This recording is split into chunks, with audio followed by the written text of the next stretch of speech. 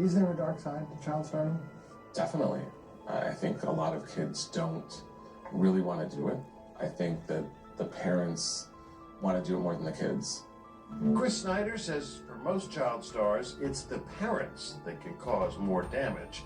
And he would know, having managed with his late boss Iris Bergen some of the most iconic child stars, including Feldman, River Phoenix, and Drew Barrymore.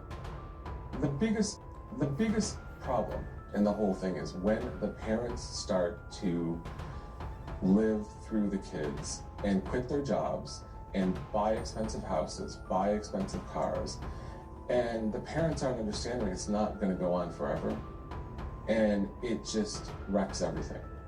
Feldman's parents managed his career until the money came between them. I got legally emancipated by going to the Producers Pension Health and Welfare Plan myself at 14 years old and saying, what were my earnings and what's left? Earnings, by the time I was 13 years old, $1 million. It was really not that much money, but in those days it was, in the late 70s, early 80s, that was a good chunk of change. And how much was left? 40,000.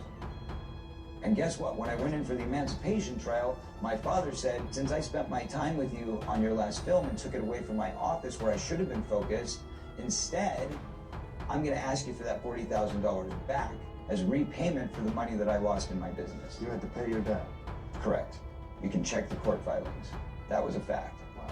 So I started at zero at 15 years old, coming out of the hole.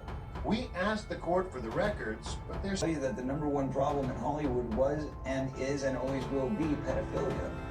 That's the biggest problem for children in this industry.